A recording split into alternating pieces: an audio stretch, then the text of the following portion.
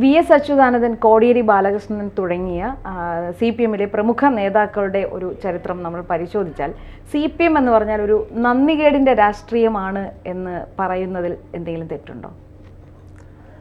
അല്ല, പല നേതാക്കളുടെയും കാര്യങ്ങൾ പരിശോധിക്കുന്ന സമയത്ത് അത്തരത്തിൽ നന്ദികേട് പ്രകടമാക്കപ്പെട്ടിട്ടുണ്ട് എന്നുള്ള കാര്യത്തിൽ തർക്കമില്ല. അതുകൊണ്ട് CPM എന്ന് പറയുന്നതായിട്ടുള്ള രാഷ്ട്രീയ പാർട്ടി നന്ദികേടിൻ്റെ പ്രതീകമാണ് എന്ന് പറയുന്നതിൽ അർത്ഥമില്ല. കാരണം ഒരു രാഷ്ട്രീയ പാർട്ടി പ്രവർത്തിച്ചുകൊണ്ടിരിക്കുന്ന അതിൻ്റെ പ്രവർത്തന മേഖലയിൽ ചിലപ്പോഴൊക്കെ സംഭവിക്കുന്നതായിട്ടുള്ള പോരായ്മകളാണ് നമ്മളീ പറയുന്ന നന്ദികേട് എന്ന രീതിയിൽ യഥാർത്ഥത്തിൽ വരുന്നത്. പക്ഷേ പാർട്ടിയെ സംബന്ധിച്ചിടത്തോളം എപ്പോഴും ഈ പാർട്ടി എന്ന് പറഞ്ഞ് പാർട്ടിക്കെതിരെ ഒരാൾ നിൽക്കും എന്ന് തോന്നുമ്പോഴൊക്കെ അവരെന്ത് ചെയ്യും? പാർട്ടിയിൽ നിന്ന് വെട്ടികളെ. അത് വലിയ നന്ദികേടാണ്. കാരണം എന്ന് വെച്ചാൽ ഒരാൾ പാർട്ടിക്ക് വേണ്ടിയിട്ട് പ്രവർത്തിക്കുന്ന ഒരു കാലം എന്ന് പറഞ്ഞാൽ അവരുടെ ജീവിതകാലം മുഴുവനാണ്. ഇപ്പോൾ MP രാഘവൻ അദ്ദേഹത്തെ പാർട്ടി വെട്ടിക്കളയുന്ന സമയത്ത് ഉയർന്ന ഒരു പ്രധാനപ്പെട്ട മുദ്രാവാക്യം എന്തായിരുന്നു? പൊന്നു കായ്ക്കും മരമായാലും പുരയ്ക്ക് മീതെ വളർന്നാൽ വെട്ടിമാറ്റും കട്ടായം എന്ന് പറഞ്ഞിട്ടാണ് മാടായി തെരുവിൽ വലിയ ഘോഷയാത്ര നടത്തി വെട്ടും കൊല്ലും എന്നൊക്കെ പറഞ്ഞിട്ട് കുറെ കഴിഞ്ഞപ്പോൾ അയാളെ പാർട്ടിയിൽ നിന്ന് കളയുകയും പിന്നീട് അദ്ദേഹത്തിൻ്റെ വീട് വെല്ലുവിളിക്കുകയും അതേപോലെ തന്നെ അദ്ദേഹം വളർത്തിക്കൊണ്ടുവന്ന ഒരു മ്യൂസിയമൊക്കെ ഉണ്ടായിരുന്നു. അതൊക്കെ തീയിട്ട് പാമ്പിനെ തീയിട്ട് വലിയ വിഷയമായൊരു കാര്യമായിരുന്നു അന്ന്. ഇപ്പോൾ നമ്മളതൊക്കെ മറന്നുപോയിട്ടുണ്ടായിരിക്കും. എന്നുവെച്ചാൽ മറന്നു, ശ്രീ നികേഷ് കുമാറും മറന്നു, എല്ലാവരും മറന്നു.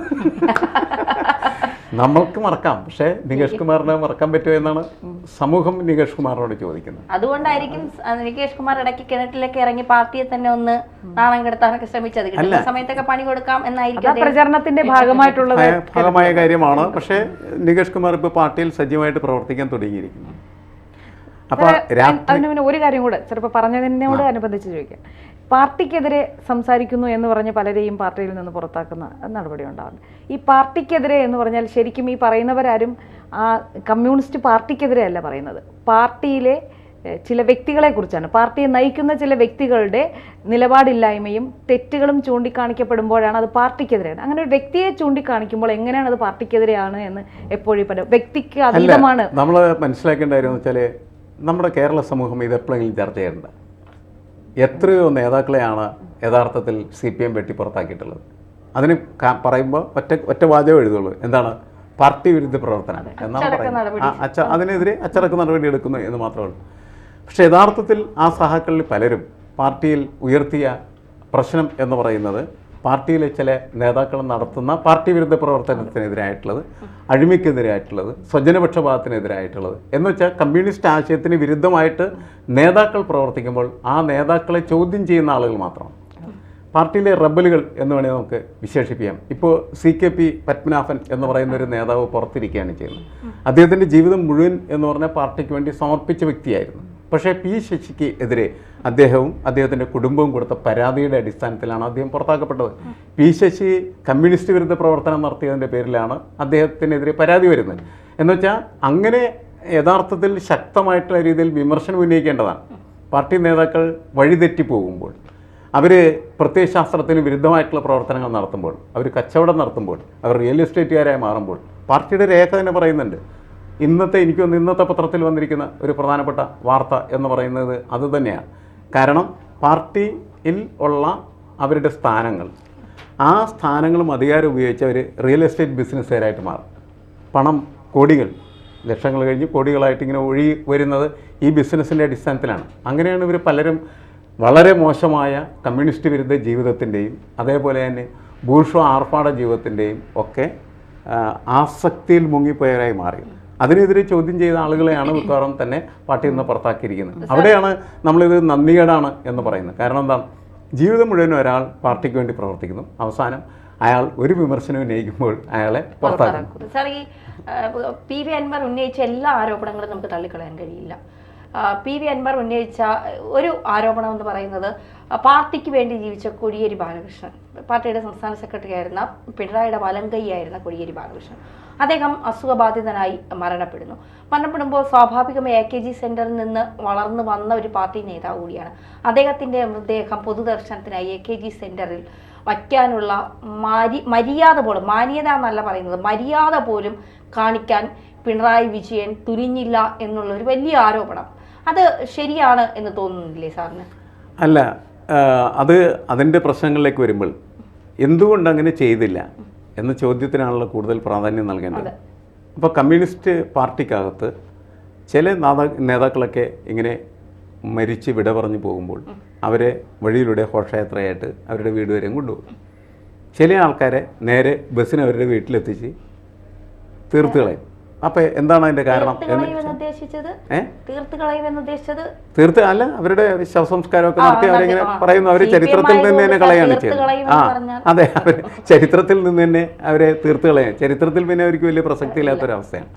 കോടിയേരി ബാലകൃഷ്ണനെ ആ രീതിയിലാണ് കൈകാര്യം ചെയ്തതെന്നാണ് പാർട്ടിയിൽ ഒരു വിഭാഗം സഹാക്കൾ വിശ്വസിക്കുന്നത്. കാരണം കോടിയേരി അത്രമാത്രം സ്നേഹിക്കുന്ന ആളുകൾ പാർട്ടിയിൽ വളരെയധികം ഉണ്ടായിരുന്നു. കാരണം CPM-ന്റെ ചിരിക്കുന്ന മുഖം എന്ന് തന്നെയാണ് കോടിയേരിയെ വിശേഷിപ്പിച്ചിരുന്നത്. കോടിയേരി എല്ലാ പ്രശ്നങ്ങളും ഇടപെടും, എല്ലാവരുമായിട്ട് സംസാരിക്കും, എല്ലാ സഹാക്കളുമായിട്ട് തോളത്ത് കൈയിട്ട് സുഹൃത്തിനെ പോലെ സംസാരിച്ച്, നേരത്തെ പഴയ കാലത്തൊക്കെ മാവ് വിശേഷിപ്പിച്ചിരുന്നത് പോലെ ജലത്തിലെ മത്സ്യമായി ജീവിച്ചിരുന്ന ഒരാളാണ്.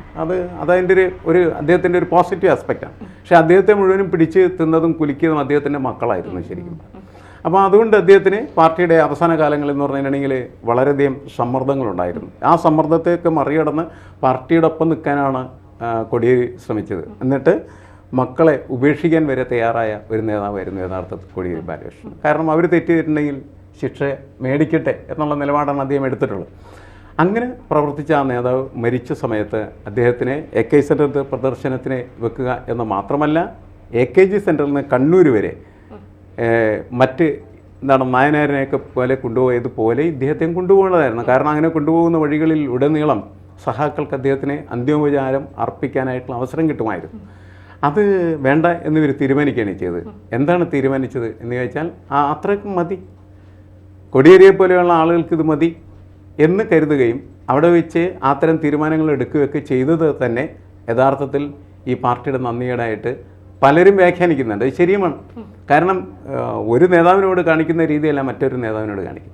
ഇരട്ടത്താപ്പ് എന്ന് പറയുന്ന ഒരു ഡബിൾ സ്പീക്കിംഗ് പ്രോസസ്സ് തന്നെ. ഇതേ പ്രോസസ് ആയിരിക്കും സർ VS-നോടും? അല്ല, VS-നോട് അത് ചെയ്യും എന്ന് ഞാൻ കരുതുന്നില്ല. കാരണം വെച്ചാൽ VS അതിനെയൊക്കെ മറികടന്നു പോയ ഒരു നേതാവാണ്. അതുകൊണ്ടാണ് ആ സാധ്യത ഇല്ലാത്തതെന്നാണ് എനിക്ക് കറിവേപ്പില പോലെ വലിച്ചെറിഞ്ഞ ഒരാളാണ് പിണറായി വിജയൻ. VS-നെ കാണിച്ച് ജനങ്ങളിൽ നിന്ന് വോട്ട് നേടി അധികാരത്തിൽ വന്നതിന് ശേഷം VS-നെ കമ്മീഷനായി എവിടെ ഒരു സീറ്റ് കൊടുത്തു. അവസാനം VS-ന് തന്നെ അത് ബോധ്യപ്പെട്ടപ്പോൾ VS താനെ ഒഴിഞ്ഞു പോയി ഉള്ള ഒരാളാണ്. അപ്പോൾ ഇതേ രീതി VS-നോടും അല്ല, VS-ഉം അതേപോലെ പിണറായിയും തമ്മിലുള്ള യുദ്ധം ഒരുപാട് കാലം തുടരുകയും രണ്ടുപേരും ഇടക്കിടക്ക് പരാജയപ്പെടുകയും ഇടക്കിടക്ക് വിജയിക്കുകയും ചെയ്തിരുന്ന ഒരു ഏകപക്ഷീയ വിജയം രണ്ടുപേർക്കും ഉണ്ടായിരുന്നില്ല എന്ന് നമുക്കറിയാം. അതുകൊണ്ട് തന്നെയാണ് രണ്ടുപേരെയും പോളിറ്റ് ബ്യൂറോ ഒന്ന് പുറത്തിറക്കി നിർത്തുകയും പിന്നെ വീണ്ടും പോളിറ്റ് ബ്യൂറോയിലേക്ക് അയറ്റുകയൊക്കെ ചെയ്ത്. കാരണം രണ്ടുപേർക്കും അതിനകത്ത് പരിക്കേറ്റിരുന്നു എന്നുള്ളതായിരുന്നു നമുക്കറിയാം. അത് പാർട്ടിക്കകത്ത് വിഭാഗീയതയുടെ വലിയ ഒരു കാലമാണ്. ഈ വിഭാഗീയതയാണ് പലപ്പോഴും നല്ല നേതാക്കൾക്ക് വലിയ നഷ്ടം സംഭവിപ്പിക്കുന്നതിന് കാരണമായി തീരുകയും ചീത്ത നേതാക്കൾക്ക് കൂടുതൽ അധികാരങ്ങളിൽ കയറാനും കൂടുതൽ അഴിമതി നടത്താനും സൗകര്യം ഉണ്ടായത്. കാരണം വെച്ചാൽ കൂടെ നിന്നാൽ മതി, എന്ത് അഴിമതി നടത്തിയാലും അയാൾക്ക് പ്രശ്നമില്ല, പ്രൊട്ടക്റ്റ് ചെയ്യും. അങ്ങനെ പ്രൊട്ടക്റ്റ് ചെയ്യപ്പെടും എന്നുള്ള ഉറപ്പാണ്. അങ്ങനെ പ്രൊട്ടക്റ്റ് ചെയ്ത് നേതൃനിരയിൽ വിലസുന്ന പല ആളുകളെ ഇപ്പോൾ നമുക്ക് കാണാം എന്നുള്ളതാണ്. അപ്പോൾ VS ഇങ്ങനെ മരിച്ചു കഴിഞ്ഞാൽ VS-നോട് കോടിയേരിയോട് ചെയ്ത പോലെ ചെയ്യാൻ പറ്റുമെന്ന് ചോദിച്ചാൽ എൻ്റെ ഉത്തരം വളരെ കൃത്യമായിട്ട് പറ്റില്ല എന്നുള്ളതാണ്. പറ്റാത്ത തരത്തിലേക്കുള്ള ഒരു സ്റ്റാച്ചർ യഥാർത്ഥത്തിൽ VS നിർമ്മിച്ചെടുത്തിട്ടുണ്ട് എന്നുള്ളതാണ്. അതങ്ങനെ തുടച്ചു മാറ്റാൻ പറ്റുന്ന ഒരു കാര്യമല്ല. ഇതിലൊരു പ്രധാനപ്പെട്ട കാര്യം, ഇന്നലെ PV അൻവറിന്റെ വാർത്താ സമ്മേളനത്തിന് ശേഷം പുറത്ത് അണികൾ നിരന്നുകൊണ്ടൊരു പ്രതിഷേധ ജാഥ നടത്തിയതിൽ കയ്യും വെട്ടും കാലും വെട്ടും, ഗോവിന്ദൻ മാഷ് പറഞ്ഞാൽ ഞങ്ങൾ എന്തും ചെയ്യും എന്നുള്ള രീതിയിലൊരു മുദ്രാവാക്യം പുറത്തു വന്നു. ഈ TP ചന്ദ്രശേഖർ പാർട്ടിയിൽ നിന്നിറങ്ങി ദിവസങ്ങൾ കഴിയുന്നതിന് മുൻപേ അദ്ദേഹത്തെ ഇന്നോവ വന്ന് 51 വെട്ടുവെട്ടി. ഇപ്പോഴും ആ കാര്യത്തിൽ CPM തങ്ങളുടെ ഭാഗത്താണ് തെറ്റ് എന്ന് ഇപ്പോഴും പറയുന്നില്ല. 51 വെട്ടുവെട്ടി. പാർട്ടിയിൽ നിന്ന് പുറത്തു പോകുന്നവരെയൊക്കെ ഇല്ലാതാക്കുക, പൂർണ്ണമായും തുടച്ചു നിൽക്കുക എന്നൊരു സമീപനമാണ് CPM സ്വീകരിക്കുന്നത്. അതുകൊണ്ട് തന്നെ ഇന്നലെ മുതൽ PV അൻവർ ഇട്ട പോസ്റ്റിന്റെ താഴെയൊക്കെ വരുന്ന കമന്റുകൾ നമ്മൾ വായിച്ചാൽ ഇന്നോവ വരും, ഇന്നോവ വരും, സൂക്ഷിച്ചോ, അൻവർ തന്നെ സൂക്ഷിച്ചോ, ഇന്നോവ. ഇതാണ് എനിക്ക് തോന്നുന്നത് കൊടിയേക്കാട്ടിൽ ഏറ്റവും കൂടുതൽ മുഴച്ചു നിൽക്കുന്നത് ഇന്നോവ എന്ന ഇതാണ്. മാഷാ അള്ളാ. അപ്പൊ ഈ ഒരു പ്രവണത, അതായത് പൊതുവെ CPM-നോട് ഇടഞ്ഞാൽ പിന്നെ ജീവൻ കാണില്ല എന്നുള്ളൊരു ഭയം സാധാരണക്കാർക്കിടയിലുമുണ്ട്, പാർട്ടി പ്രവർത്തകർക്കിടയിലുമുണ്ട്. അപ്പോൾ അത്തരത്തിൽ ഇനി അത്തരം ഭയങ്ങളൊന്നും ഇല്ലാത്ത ആളാണ് PV അൻവർ എന്നാണ് ഞാൻ വിശ്വസിക്കുന്നത്. എനിക്കറിയില്ല ഇനി ഉള്ളിൽ ഭയമുണ്ടോ ഇല്ലേ എന്നുള്ളത്. അപ്പൊ ഇത്തരം ഒരു നിലപാട് പാർട്ടി എടുക്കുന്നതൊക്കെ ശരി അല്ല. ഇത്തരം ഇടപാടുകൾ ഇനിയിപ്പോൾ പാർട്ടിക്ക് നടത്താൻ പറ്റും എന്ന് വിശ്വസിക്കുന്ന ഒരാളല്ല ഞാൻ. നേരത്തെ പറ്റുമായിരുന്നു. അതിൻ്റെ ഒരു സ്ട്രക്ചർ അങ്ങനെ സംവിധാനത്തിലുണ്ടായിരുന്നു. ഗോവിന്ദൻ പറഞ്ഞാൽ ആരും ഒന്നും കേൾക്കില്ല. അതാണിപ്പോൾ ഗോവിന്ദൻ്റെ അവസ്ഥ. കാരണം ഗോവിന്ദൻ എന്ന് പറഞ്ഞിട്ടുണ്ടെങ്കിൽ ഏറ്റവും ദുർബലനായിട്ടുള്ള സെക്രട്ടറിയാണ്. ഇതുവരെയും CPM-ന് ഉണ്ടായിട്ടുള്ള ഏറ്റവും വലിയ ദുർബലനായിട്ടുള്ള സെക്രട്ടറിയാണ് ഗോവിന്ദൻ എന്നുള്ള കാര്യം നമുക്കറിയാം, എല്ലാവർക്കും അറിയാവുന്ന കാര്യമാണ്.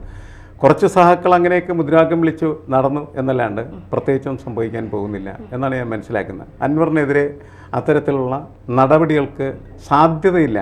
കാരണം എന്ന് വെച്ചാൽ CPM വളരെ ദുർബലമാണ്. ഇപ്പം നേരത്തെ പറഞ്ഞതുപോലെ എന്തെങ്കിലും പരിപാടികൾ ആസൂത്രണം ചെയ്ത് നടപ്പിലാക്കാനായിട്ടുള്ള ശേഷി അതിൻ്റെ അകത്തില്ല. അതിനകത്ത് നിത്യത്തൊഴിലാളികളായിട്ടുള്ള ആളുകൾ അതിൻ്റെ കൂടെ ഉണ്ടെന്ന് മാത്രമേ ഉള്ളൂ. നിത്യത്തൊഴിലാളികളെന്ന് പറഞ്ഞാൽ വാർഡ് മെമ്പർമാർ, ബ്ലോക്ക് പഞ്ചായത്ത് മെമ്പർമാർ, പാർട്ടിയുടെ ലോക്കൽ സെക്രട്ടറിമാർ, ഏരിയ സെക്രട്ടറിമാർ, അങ്ങനെ ഔദ്യോഗികമായിട്ട് ഇതുമായി ബന്ധപ്പെട്ട് നിൽക്കുന്ന ആളുകളാണ് ഇപ്പോൾ അതിൻ്റെ ഒപ്പമുള്ളത്. ഇവരെന്ന് പറഞ്ഞിട്ടുണ്ടെങ്കിൽ ലോകത്തെ ഏറ്റവും വലിയ സൂത്രശാലികളാണ്. കാരണം കൂടെ നിൽക്കുന്നവൻ്റെ കുതികാൽ വെട്ടി അധികാരം പിടിക്കാൻ നിൽക്കുന്നവനാണ്. അവനെങ്ങനെയാണ് വാളെടുത്ത് വെട്ടാനായിട്ടുള്ള ശേഷി ഉണ്ടാവും. പഴയ കാലത്ത് CPM-നകത്ത് ഉണ്ടായിരുന്ന വൈകാരിക ബന്ധമായിരുന്നു. ആ വൈകാരിക ബന്ധം വരുന്ന സമയത്ത് വൈകാര്യമായിട്ട് അവർ റിയാക്ട് ചെയ്യുമായിരുന്നു. ഇപ്പം അങ്ങനത്തെ റിയാക്ടിൻ്റെ പോസിബിലിറ്റി ഇല്ല എന്നാണ് ഞാൻ മനസ്സിലാക്കുന്നത്. അതുമാത്രമല്ല, TP ചന്ദ്രശേഖരൻ്റെ കൊലപാതകത്തിന് ശേഷം കേരളത്തിൻ്റെ രാഷ്ട്രീയത്തിൻ്റെ ഷെനാരിയോ തന്നെ മാറിപ്പോയി. കൊലപാതകം നടത്തുന്നത് അല്ലെങ്കിൽ അക്രമം നടത്തുന്നത് ശരിയല്ല എന്ന് കേരളത്തിലെ ജനത വിശ്വസിക്കാനും അംഗീകരിക്കാനും തയ്യാറായി. നേരത്തെ അങ്ങനെ ആയിരുന്നില്ല. ഞാൻ നേരത്തെ നമ്മൾ ഒരു ചർച്ചയിൽ പറഞ്ഞു കണ്ണൂർ RSS അതേപോലെ തന്നെ CPM തമ്മിലുള്ള കുടിപ്പക നിരന്തരമായിട്ട് ഓരോ ആളുകളെയും ഓരോ ദിവസവും കൊന്നെടുക്കുന്ന രീതിയിലേക്ക് മാറിയിരുന്നൊരു കാലമുണ്ടായിരുന്നു. അത് വൈകാരികമായ ഒരു രാഷ്ട്രീയ തീവ്രതയുടെ കാലമാണ്. അന്ന് ഇത്തരം കൊലപാതകങ്ങളെ ന്യായീകരിച്ചിരുന്നു. കാരണം എന്താണെന്ന് വെച്ച് കഴിഞ്ഞിട്ടുണ്ടെങ്കിൽ ഇപ്പോൾ എൻ്റെ ഒരു സുഹൃത്തിനെ അല്ലെങ്കിൽ എൻ്റെ ബന്ധുവിനെ RSS വന്ന് വെട്ടിക്കൊന്നു കഴിഞ്ഞാൽ നമ്മൾ തീർച്ചയായിട്ടും അനങ്ങാതിരിക്കുന്നതിൽ കഥയില്ല, തിരിച്ചു വെട്ടണം. അതുപോലെ തന്നെ RSS കരുതുന്നത് മനസ്സിലായി. RSS ആരെങ്കിലും കൊന്നു കഴിഞ്ഞാൽ RSS ഇപ്പുറത്ത് വന്ന് ആരെങ്കിലും കൊല്ലും. അത് അവർ കൊന്നവരാണെന്നില്ല. ഒരെണ്ണത്തിന് ഒരെണ്ണം, ഒരു തലക്ക് മറ്റൊരു തല എന്ന തലത്തിൽ ചിന്തിച്ചിരുന്നൊരു കാലമാണ്. അത് തെറ്റാണ് എന്ന് സമ്പൂർണ്ണമായിട്ട് കേരളം തിരിച്ചറിഞ്ഞത് TP ചന്ദ്രശേഖരൻ വധത്തിന് ശേഷം. അതിനുശേഷം നമ്മുടെ സമൂഹത്തിൻ്റെ ചിന്തകൾ മാറിയിട്ടുണ്ട്. ഈ ഇന്നോവയും മാഷ അള്ള എന്നൊക്കെ പറയുന്നത് വളരെ വൃത്തികെട്ട ഒരു കാര്യമാണ് എന്ന രീതിയിൽ ചിന്തിക്കുന്ന സമൂഹമാണ് ഇന്നത്തെ നമ്മുടെ സമൂഹം. അതിനെ ന്യായീകരിക്കാൻ ഇന്ന് ആരും വരില്ല. പിന്നെ നമ്മുടെ സോഷ്യൽ മീഡിയ പോസ്റ്റിൽ ഇതൊക്കെ വരും. കാരണം വെച്ചാൽ അങ്ങനത്തെ ജീവികളും കേരളത്തിൽ ഒരുപാടുണ്ട്. പക്ഷേ അവരെല്ലാം ഇങ്ങനെ മാളത്തിൽ ഒളിച്ചിരിക്കുന്നതായിട്ടുള്ള ഭീരുക്കൾ മാത്രമാണ്.